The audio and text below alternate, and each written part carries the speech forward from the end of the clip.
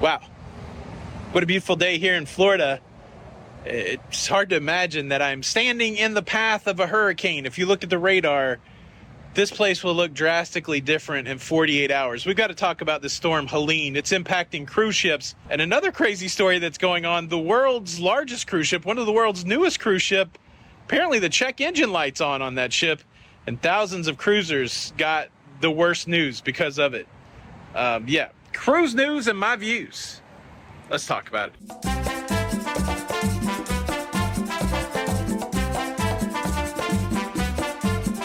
Hey, what's up, everybody? Welcome to La Lido Loca. I'm your host, Tony, here with the latest cruise news and views. It's For Your Face on a Tuesday, the 24th of September, 2024. And like I said, I'm right here. I'm about 45 minutes north of Tampa. We call it the Nature Coast. And I'm in a county that's just one of 47 counties that have been declared in a state of emergency because of the projected path of what's currently Tropical Storm Helene, expected to become Hurricane Helene as it bears down on the west coast of Florida all the way up into the Gulf of Mexico. It looks bad. I just want to say that. It looks bad. There's people all over town scrambling to get supplies to get ready for the storm. And it's an exercise that we go through often here. We see these really bad looking models, these monsters out in the sea. Sometimes they hit us hard and sometimes they don't. So preparation is always the word of the day. And cruise lines are dealing with these storms. Airlines are dealing with these storms. We already have word coming out that airlines in the Caribbean starting to change and cancel and delay flights that are set to come into Florida over the next couple days. And we've had announcements from Carnival Cruise Line, from MSC Cruises. The cruise ships that are in the path of this storm will be altering their itinerary. Look, if you know anybody in this area, if you've got anybody cruising or traveling during this time, if you are traveling or cruising during this time into Florida, get your head on a swivel, pay attention to what is going on, and make sure you keep in touch with your cruise lines and your airlines and everything going on there. And for goodness sakes, if you're people who pray, please pray for the people of Florida as we go through the next couple days. Hopefully, as many times it's much ado about nothing, but sometimes it's a lot ado about something. So, that's a big story going on right now, and we'll continue to track along with it. I'll continue to follow it as long as it's feasible, as long as I can stay connected, those kind of things. But that's not the only big story going on. There is a huge update for those people that are waiting to go on their never-ending cruise, the people that sold stuff. But even a bigger story than that is a story about a brand new cruise ship that's broken already. But first, let's talk about a Disney cruise ship. The Disney Dream is gone into dry dock in France, going into dry dock for its routine updates. It was built back in 2011. Going to be in dry dock for maybe close to 30 days, and then it will resume sailing with a transatlantic from Southampton over to Fort Lauderdale, getting some upgrades to its eateries. It's getting an upgrade to a suite that's inside of its funnel, just standard stuff. And I shoehorned that story in first because that's kind of the way it's supposed to work with cruise ships. You build the cruise ship, you launch the cruise ship, you start doing paying passengers with the cruise ship, and then as time goes by, you schedule some maintenance. You make sure there's no cruises scheduled during that maintenance window, and you go fix the thing on the cruise ship that you want to fix.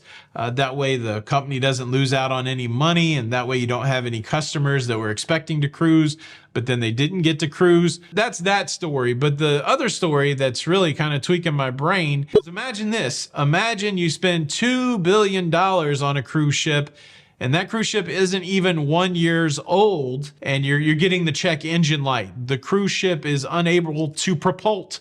The propulsion system's not working correctly, and you're going to have to put that cruise ship in dry dock for repairs, but not scheduled repairs. That's the scenario that's playing out on one of the newest cruise ships in the world, Royal Caribbean's Icon of the Seas, the world's largest cruise ship.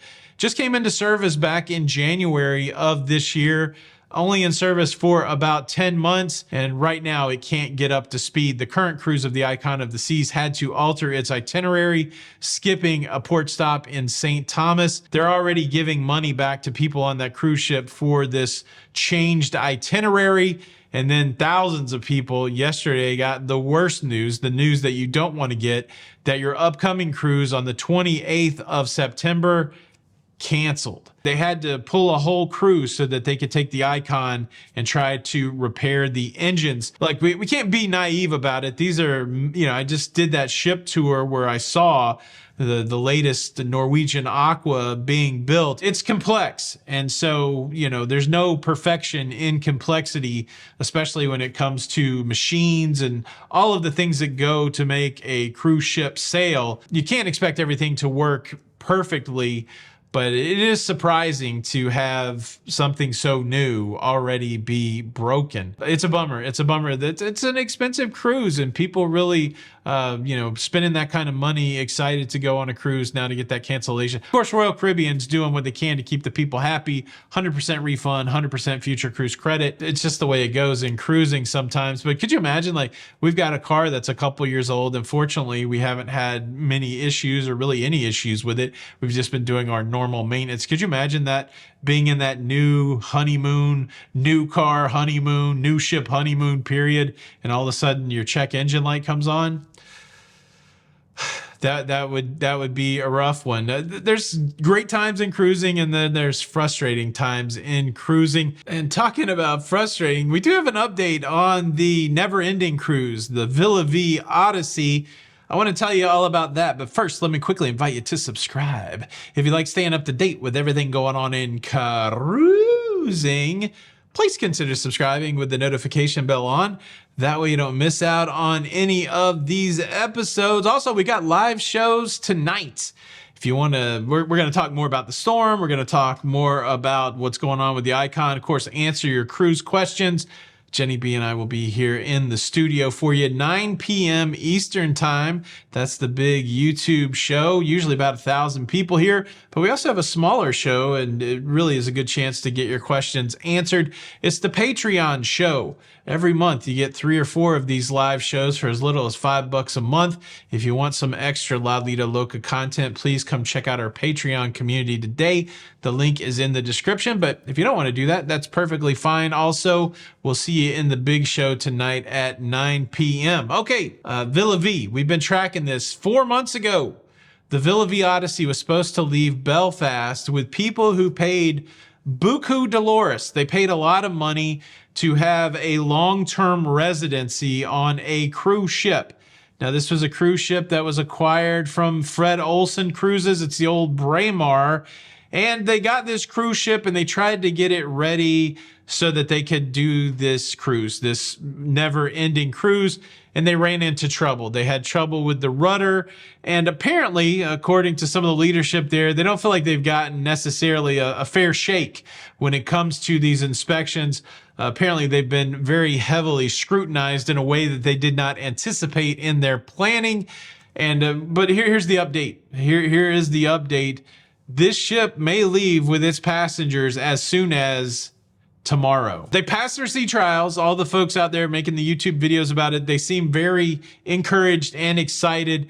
And so we're going to continue to look and see. Again, I've said it before, this has been a Herculean effort to get this cruise ship going, and I hope it goes, because there's a lot of people, just regular Joes out there, that have invested a lot of money to have this, multi-year residency, and your heart really goes out and kind of hurts for those folks. You understand people taking risk at business and all that stuff. Sometimes it works, sometimes it doesn't. That's the risk of being an entrepreneur, but people sometimes get impacted in a negative way by that, and certainly we don't want to see people, lose money or not get what they want. So here's hoping that Villa V Odyssey leaves tomorrow. And who knows what the next 48 hours holds for us. Please join us back here tonight at 9 p.m. and we'll chop it up some more. Thank you so much for watching today's episode. If you enjoyed it, hit that like button. Watch the recommended video next. This is Tony for La Vida Loca. Until the next time, we'll see you on the Lido. Bye.